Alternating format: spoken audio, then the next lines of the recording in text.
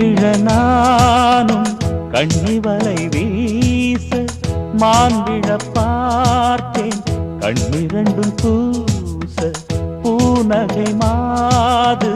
பொங்குங்கடல் மேலே மேனகை போலே மெல்ல எழுந்தாளே எல்லாம் என் யோகம் என்பேன் பொன்னான நேரம் என்பேன் சிற்பத்தை வீட்டில் சேர்த்தேனா